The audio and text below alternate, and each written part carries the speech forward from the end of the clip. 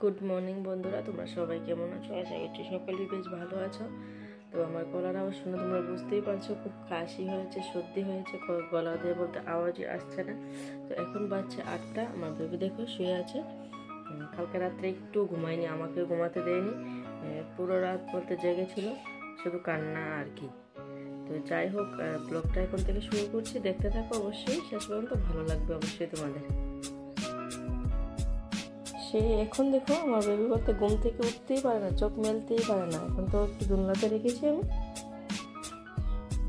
ব্যাগটা গুছিয়েছিলাম, husband phone করে বলছে যে ট্রলি নিয়ে যেতে, ব্যাগটা নাকি ভালো লাগে না, স্মার্টনেস নেই। তো যাই হোক, বাসরে এখন নামিয়ে দিয়েছে।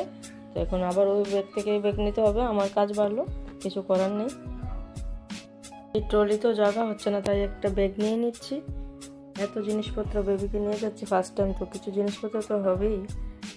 আবার ঠান্ডাও পড়ে গিয়েছে, তাই আরেকটা ব্যাগ নিয়ে নিয়েছি।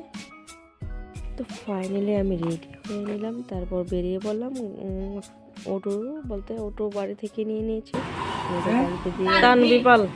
ফাইনালি মার্কেটে এসে তারপর মিষ্টি দোকানে ঢুকলাম, কিছু জিনিস বলতে মিষ্টি নেওয়ার জন্য বাড়িতে। ফার্স্ট টাইম বেবিকে নিয়ে যাবো, তো মিষ্টি তো কিনতেই হবে, তাই কিনলাম। দেখো মিষ্টিগুলো খুব সুন্দরই লাগছে দেখতে।